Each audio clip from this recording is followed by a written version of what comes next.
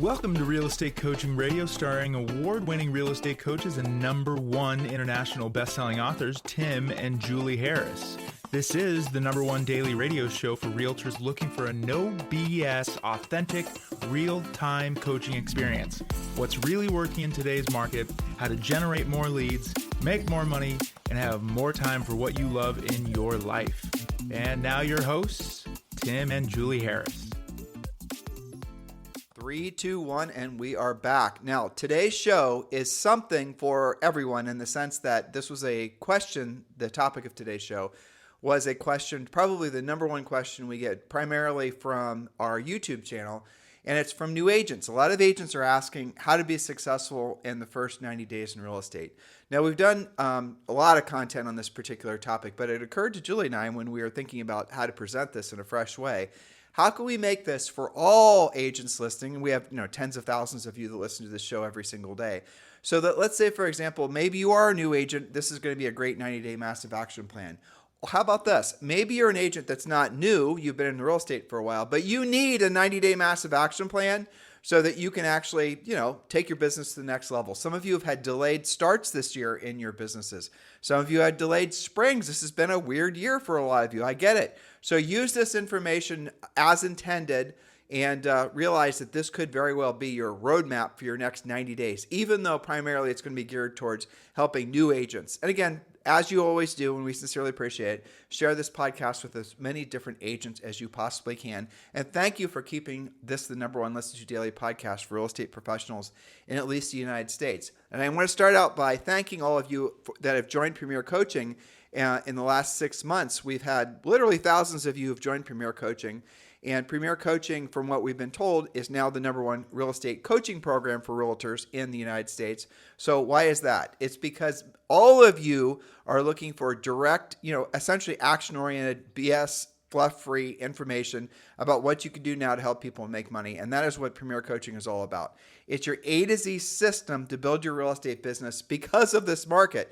And the best part is, perhaps the best part is, I should say, is you can join right now for free. And it's easy. Just scroll down in the description of today's show.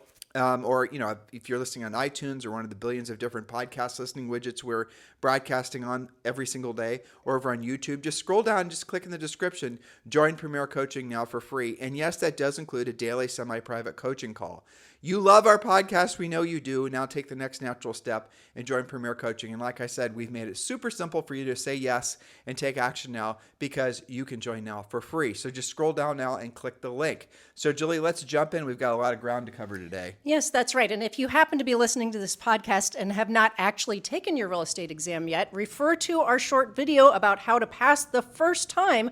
You can find that easily on YouTube, and I think it'll be in the show notes as well. Yeah, there's actually 3 videos on that that you did. No excuses. Pass it the first time. Right. Okay, so this is your 90-day massive action plan. Whether you are about to get licensed, just got licensed yesterday, or had failure to launch, or maybe you're returning to a new market, any of that applies. It's for all of you. So, Julie, here's what I want to do. Let's go through these points quick. And then what I'm going to do is I'm going to use your notes as the show description because I think this information could be printed out, cut and pasted and printed out and used by everyone as an actual 90-day massive action plan. That was as intended, right? Absolutely. So what we're going to do is we're going to go through these points quick. But, again, you can reference the notes, the descriptions below in the description of the show today, and you just use it as intended. And you will see that Julie pretty much and I use our script pretty much verbatim every single day when we're doing the podcast. So without any further delay, point number 1.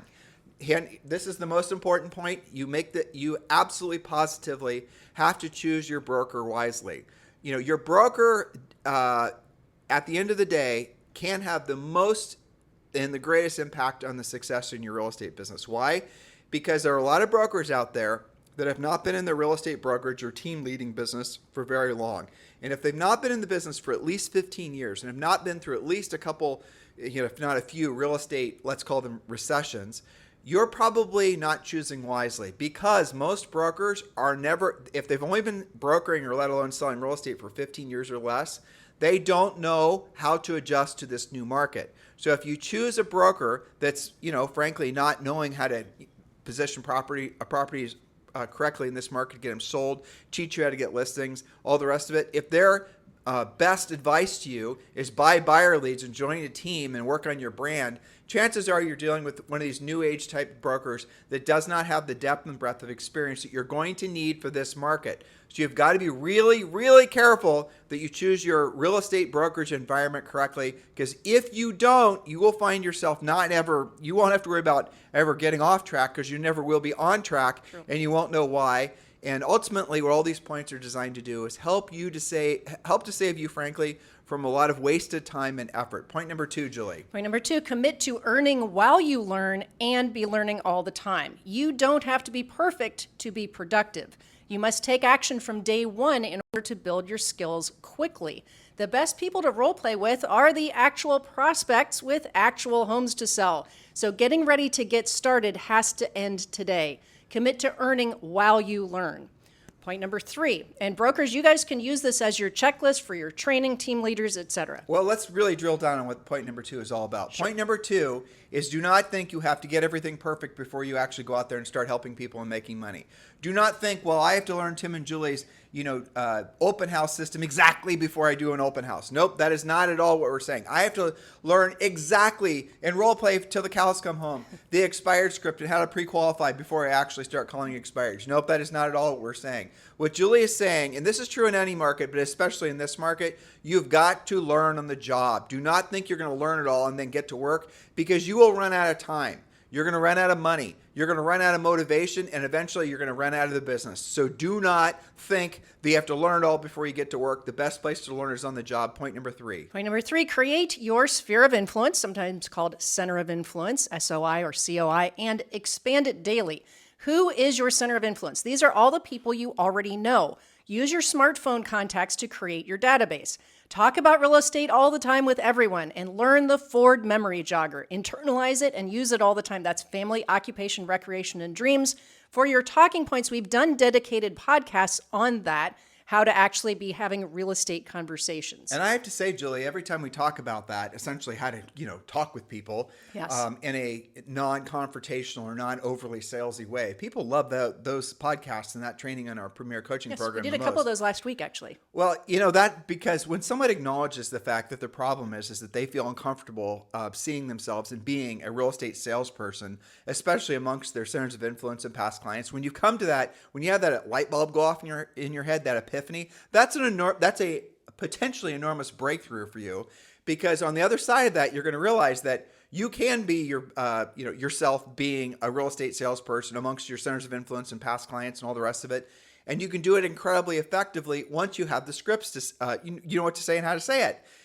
And what we do is we teach you in Premier Coaching what to say. We teach you and all of our scripts are certainly not very salesy. They're designed to be conversational. Mm-hmm. And by the way, all of a script is, at the end of the day, it's just a conversation that is directed through a series of questions. So with that in mind, point number 4. Point number 4, understand what actually makes you money in real estate and spend 90% of your time on those activities. That just makes sense. Proactive lead generation, furiously fast lead follow-up, pre-qualifying using a proven script, presenting, negotiating, and closing. The most important actions on this list are proactively generating leads and following up immediately, pre-qualifying and presenting in such a way that you actually win the business. Now, you can hire somebody to process your transactions when you're consistently generating closings. But if you had to choose one thing, all roads lead back to being a proactive lead generator, because if you have no leads, you have no follow-up to do. You have no pre-qualifying, no presenting, negotiating, or closing. And what is proactive lead generation? That is where you are generating your own leads by, essentially having conversations with folks about buying or selling real estate, and you are not buying your leads. The buying lead phenomena, or the buying lead megatrend, is coming to an end. And the teams and the brokerages that were built on buying leads, they're most likely going to have to readjust to this new market. And look, they can. If you're a big team leader or you're a broker and you're listening to us maybe for the first time, and your back is against the wall, your cash flow isn't flowing, and you're not knowing what to do, well, guess what? I'll give you guys a little secret. You've been successful in the past. You can be successful in the future. You just have to adjust to what this market's willing to give, and stop trying to make this new market similar to the old market in which those things may have marginally worked for you. And again, the big takeaway is if you've been successful in the past at a high level, you will be successful in the future. Stop procrastinating your future success by trying to make old ideas work. Because frankly, again, new market, new opportunities, new rules, you got to adjust. Point number 5. Point number 5, understand the spokes in the wheel model. And we'll get into that in a second. I'll have you explain that in just a second. Choose your lead generation spokes wisely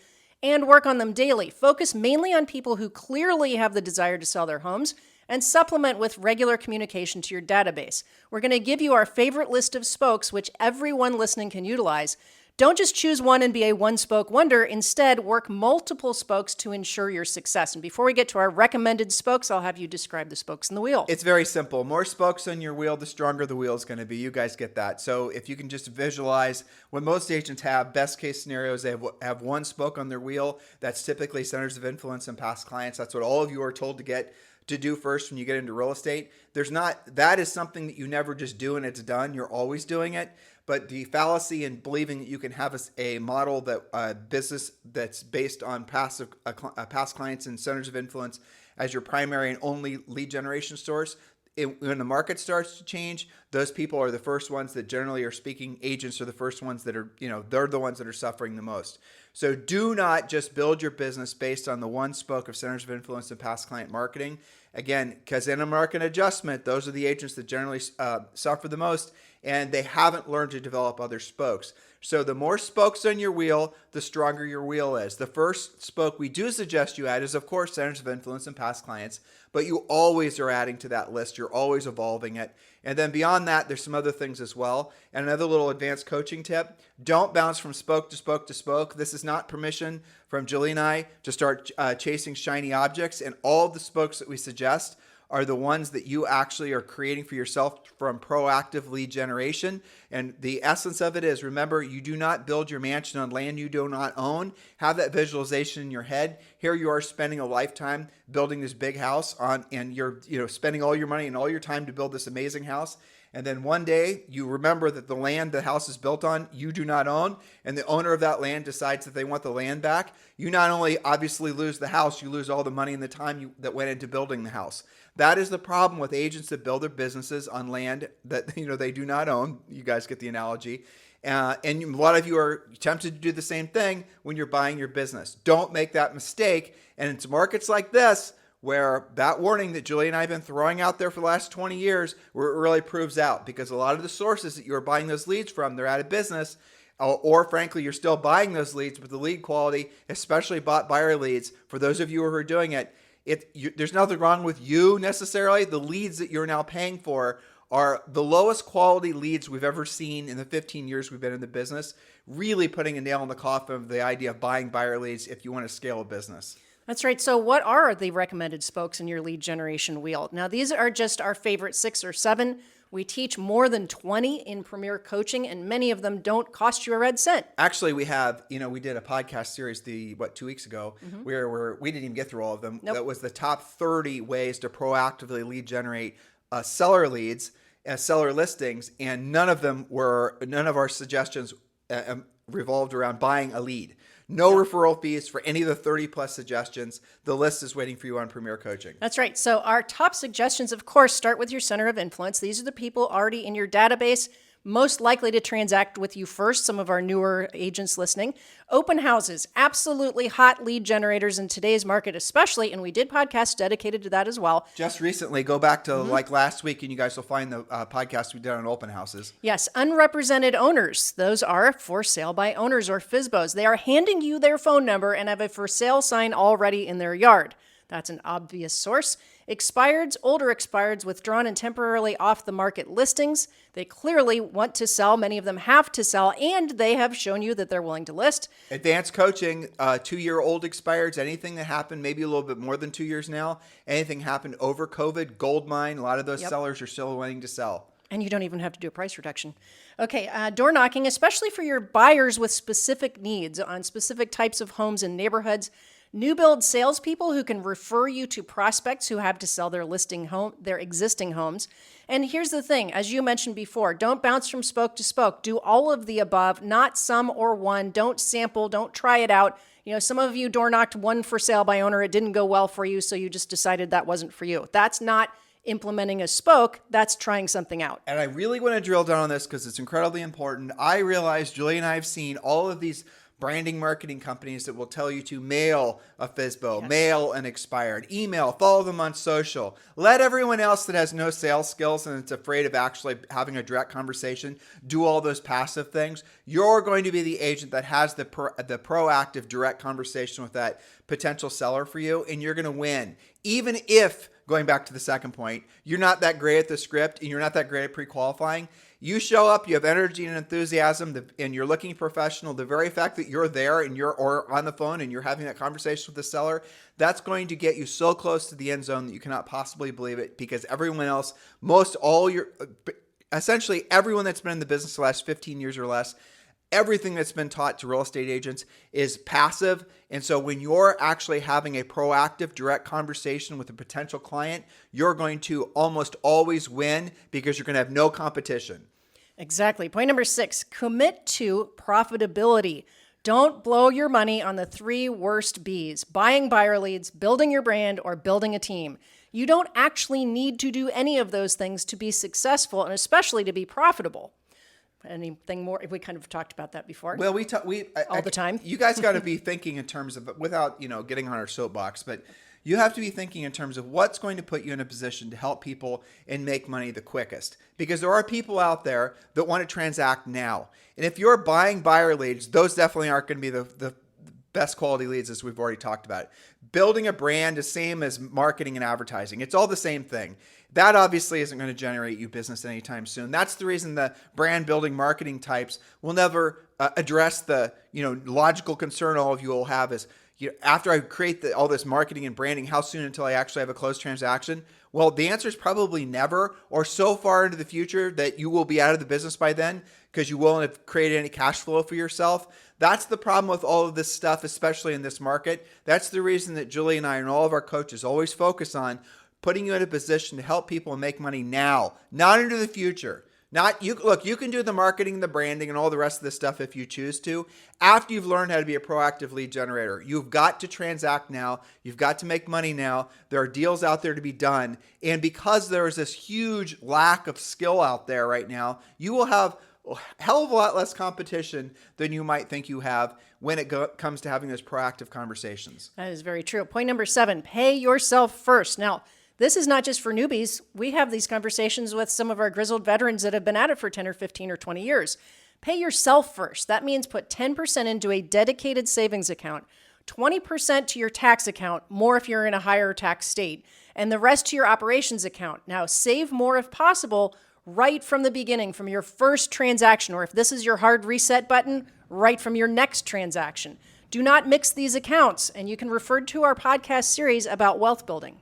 And this is something we've talked about a lot. This is the backbone of one of our principles of our coaching organization, and that is your product of your real estate business, by the way, any business, is profit. Your product is profit. Yes, you have to have happy customers. Yes, you have to sell houses. Yes, all those things are true. But at the end of the day, if you're not making profit from your business, you're running a non-profit business involuntarily, and you won't be in business for long. So you're going to have to flip everything and put it in reverse. Most people, especially in real estate, they don't intentionally focus on their profit. What they'll do is they'll keep whatever is left, and that's what they'll consider profit, which means there's virtually no chance they're ever going to save anything because there's never anything left, because there's always something else to spend your money on. You have to intentionally force yourself, in some cases painfully force yourself, to pay yourself first. And then over time, sometimes it's a long time, but over time, you will start accumulating more and more money, to which you then can invest in other things which will create passive income for yourself. That is a path that all of you can follow. Look, after you've had a long career and you've had lots of awards and accolades and pats on the back and the rest of it, what are you really going to have to show for your career in real estate, or really anything, any entrepreneurial venture? It's going to be essentially the passive income you created from the profit that you generated and pulled out of your business. Your real estate business, most businesses, what they really are designed to be are ATM machines. Your real estate business doesn't have any value. Nobody's going to buy it from you.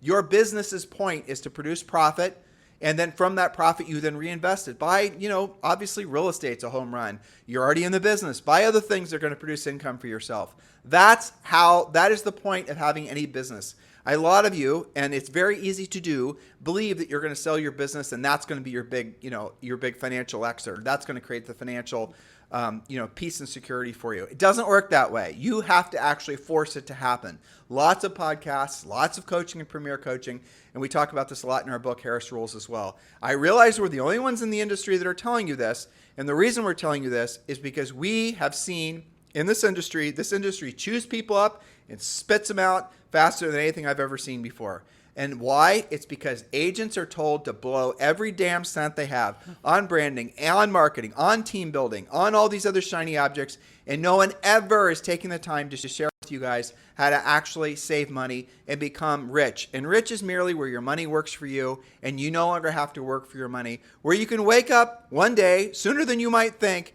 and actually be financially free. That's right. So you can't do that if you're not already putting 10% off the top minimum into your savings from the get-go. All right, point number 8, answer your phone. This is such a simple and such a huge point. Answer your phone when it rings. If it goes to voicemail, call people back as quickly as humanly possible, even if that's to tell them you're about to be on an appointment and you'll call them at a certain time. Lack of communication is always the number one complaint that real estate clients and prospects have. When they don't hear from you, they are not thinking good things. If they don't hear from you, they think you're too busy. They think they're being blown off. The worst thing in the world is when somebody calls you or calls you back and your voicemail's full. They can't even leave you a message. It's terrible. I will say, though, a lot of younger folks, and by younger I mean probably 35 and younger, they're going to see a text as the same as a phone call. And I accept that. I believe that a lot of you are going to be able to communicate on equal footing, both in verbal and in text.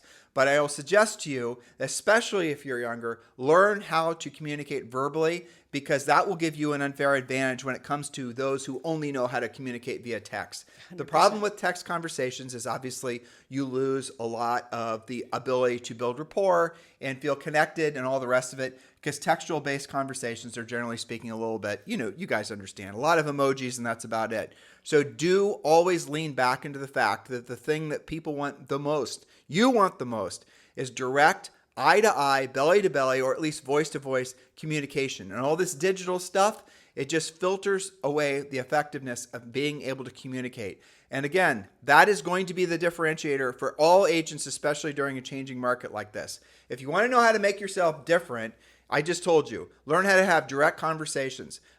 Follow scripts. Scripts are nothing other than a series of questions that are designed to lead that buyer, that seller, to the natural decision of using you as their real estate professional. Learn to have energy and enthusiasm. Learn to be efficient, and really quick, as Julie just said, furiously fast when it comes to your lead follow-up. These simple, basic, intuitive things are the thing that this market will reward. Exactly, especially when AI comes, and has a little bit less human effect to that. Be the one who has real conversations. But just think about what you just said, because a lot of agents now are not necessarily using an AGI, certainly not, but AI, and they're leaning into all these digital forms of communication, but it's all the same. It feels like, anytime you were calling FedEx this morning, it was one sort of automated bot after another, after another, after another. I called Apple because my iPhone crashed, and I was talking with a direct person, no AI bots. The interface I had with that person, and I put it on speaker so you could hear. It was really great. It was totally and completely different. Impressive. Apple's a $1 trillion company. They could afford to launch the best AIs out there. If Apple itself is using real humans to deal with people like me, don't you think you should too? Don't you think if there was a company that knew how to leverage technology to essentially delegate actual conversations, they would have done it? They know how to have conversations. And I'll point this out to you guys too, because this always makes me laugh.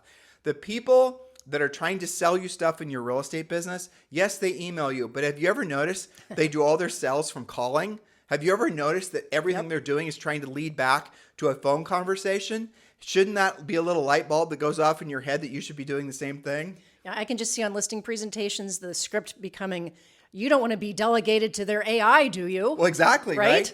Because that's coming. All right, Totally. Point number 9, focus. Speaking of listings, focus on being a listing agent. Listings produce leads, lots of leads. other listing leads, buyer leads, but buyers don't generally. In fact, buyers themselves may not even close.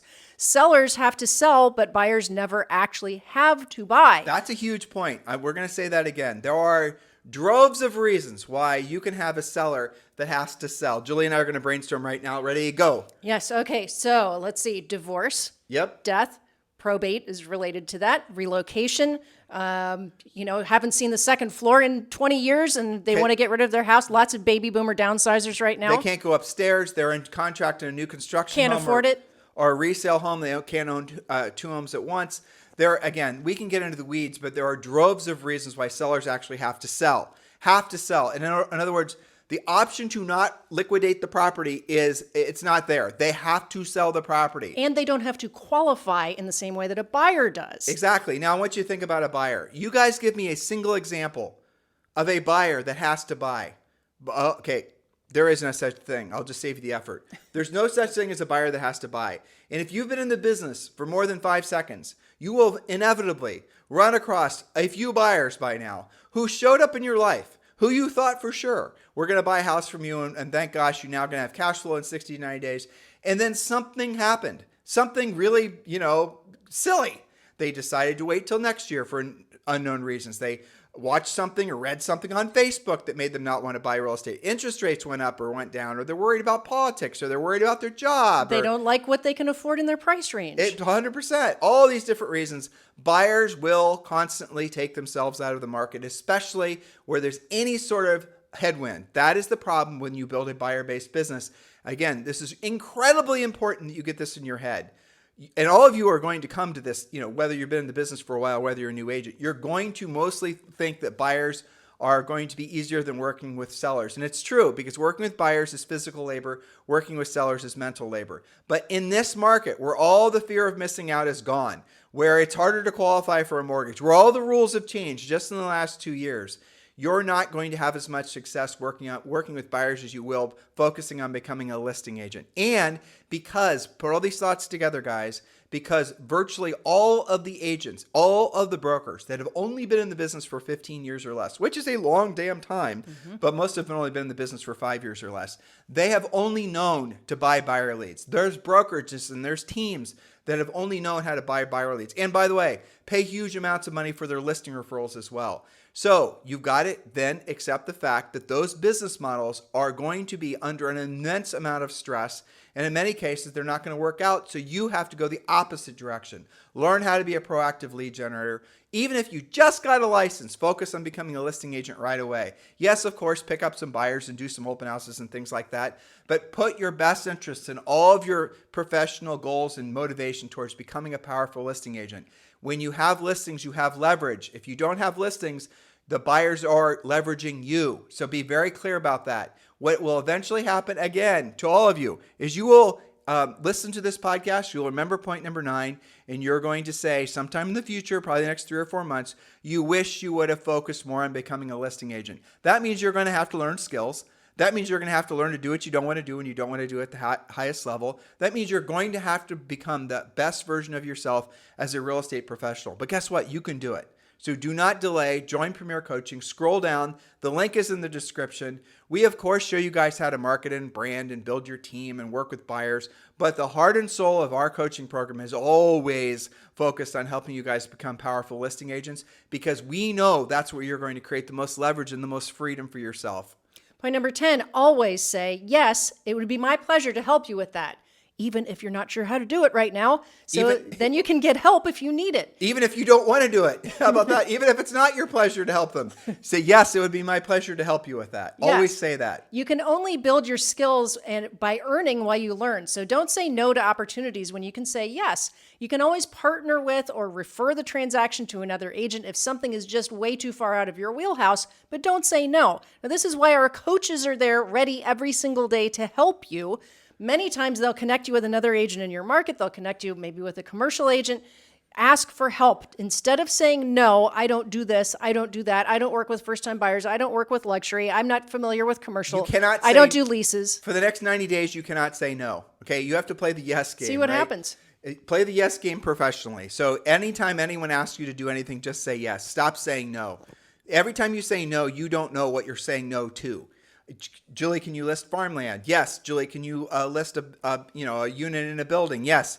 Julie, can you list a double wide? Yes. Julie, can you list a blah, blah, blah, blah? Yes, yes, yes, yes. Always say yes and then figure it out. That's right. And if you can't figure it out on your own, that's why we have Premier Coaching, which is point number 11. Get involved. You can follow the link in the description or just go to premiercoaching.com and sign up today for free. That's right. Guys, this is a very concise version of our longer form 90-day massive action plan, which is that what it's called, Julie, on the first level? Yes. Okay, so on the first level, describe it to them what it is. And we also have a survival plan. So if you're literally like on your last nickel wanting to go to the next deal and it's like do or die in 30 days, that's the survival plan. But most agents use the 90-day massive action plan. Then they do another one quarterly and quarterly. What is the 90-day massive action plan? So what do they plan? get? A lot of these points. This is the structure, but you get a schedule, you get scripts, you get a lot of coaching goes along with that, your plan. So basically it's telling you what to do every single day for the next 90 days, and it's telling you what to do, and you just follow the instructions that are in the 90-day massive action plan.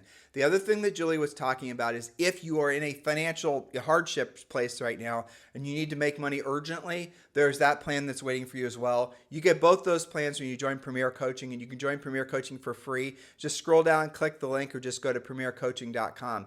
Listen, in this market, it is definitely going to be more challenging if you do not isolate those who are having influence on you. You're going to have to be hyper aware that the amount of negativity that's in not just the real estate industry, but really everywhere you look right now, as at a fevered pitch. For some reason, people are loving the bad news. You can make more money now because everyone else is in a sort of survival mode or fear or panic mode. We're seeing it everywhere with everything. It's almost impossible to have a conversation with anybody about anything where they're not bringing in some sort of pessimistic bent to it. And that to me tells me and should tell you that this is an amazing opportunity to make money. And Julie and I were talking when the real estate market crashed back in 2007, 2008, 2009. We started buying real estate. We were buying real estate when the news I remember on CNBC was so bad about real estate. There were conversations about the government's going to somehow take over all the houses that are in foreclosure. Some of you might remember this, and make them into sort of government subsidized housing. In other words, there's going to be some sort of big government takeover of residential real estate. So anybody that was in default on a government-backed mortgage, the government was not just going to put it for sale. They were going to somehow take over the house and make it into subsidized housing, and all these different sort of socialistic doomsday conversations about real estate. The American dream was over. Exactly. People were saying that. Well, now that the American dream of owning a home is over, now what are we going to focus on? That's when all these VRBO type companies and let's share a car. Let's share this. Let's share that. Let's share a dog. Do you remember the pet sharing thing? I do. That's when the sharing economy stuff started to take off. All right. So we've been here before. We've done this before. And let me tell you, it always goes back to people wanting to own their own home. Mm-hmm. It's sort of like it's hardwired into all of us to want to own a home, at least one. So you're going to have to remember that when people, it's the old Baron von Rothschild quote, right? When there's blood on the streets, buy real estate. And in his case, he meant that literally. I don't mean that literally, but you're getting the point. We're getting to the point where Julie and I are 100% confident there's not going to be a real estate crash that's created by the real estate industry. Who knows? There could be a black swan. But overall, what we're seeing is when people are acting in the industry so pessimistic, you've got to be optimistic. You've got to use this opportunity to learn to do what you don't want to do when you don't want to do it at the highest level. And then you'll start seizing the market. Because I've got good news for you guys. Great news for all of you.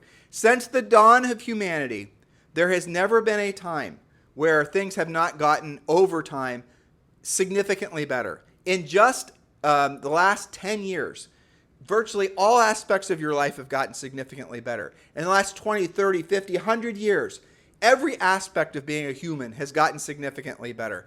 Just think about that. Think back when you're looking at those black and white pictures. Well, there was life even before black and white pictures. Think back before when people were running around living in caves. Every aspect of humanity gets better over time. Sometimes it's a short period of time. Other times it takes, a decade or 2 decades. But the point being, things always improve. I don't know why, and I honestly don't know why. Some people like to bathe in the doom and the gloom. They like to believe there's some sort of dystopian future ahead for all of us. That's always been there. I'm 53. I never remember a time when there's been this much addiction to the doom and gloom or to people being pessimistic. It's baked in. Maybe it's political. It probably is. I mean, obviously people are a hell of a lot easier to control when they're being fearful. That makes sense to me that that's probably what's going on. A lot of things in alignment to make people fearful, that because when you're fearful, you have a tendency to be more easily controlled and you want to be more dependent. That's not a political statement. It's just a biological imperative of humans, basically.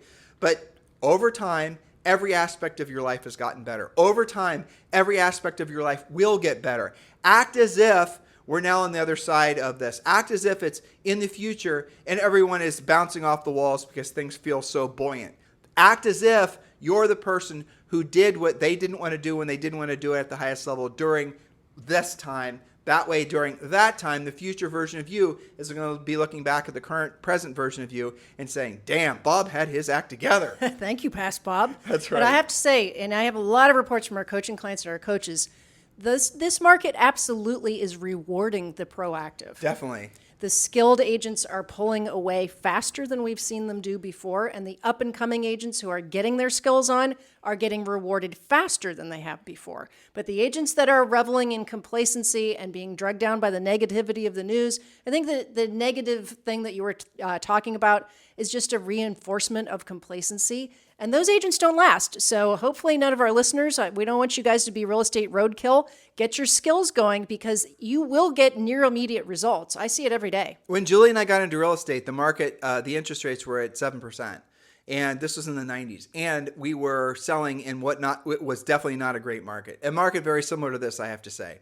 Well, I would say even a tougher market. I would too, because the days on the market were longer. Yep. There were not that many multiple offers. There were not near the amount of cash offers that they see today. Right, exactly. There actually was depreciation, not depreciation in the sense that home values were dropping, but there was too much inventory for sale. Mm-hmm. And where we sold real estate, it was a good year if the home inflated or appreciated by 3%. And as soon as you got up above like maybe 500 grand, the houses didn't increase in value.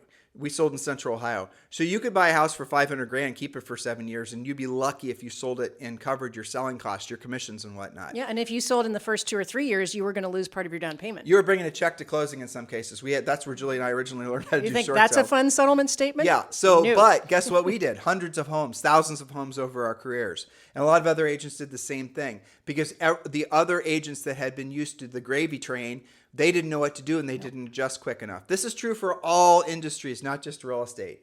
You will be amazingly successful beyond your wildest dreams because ultimately you seize the opportunity that markets like this create. It's harder to be successful, in our opinion, in real estate when everyone else is being successful. It's easier when, frankly, your competitors don't know which way is up. This is one of those times. Mm-hmm. Maybe it lasts another year, 2 years, 5 years. Seize the market, seize the opportunity the market has to present to you, and your future self will definitely sing your praises. In the meantime, guys, thank you for singing our praises and giving us so many 5-star reviews on iTunes and Spotify and certainly over on YouTube.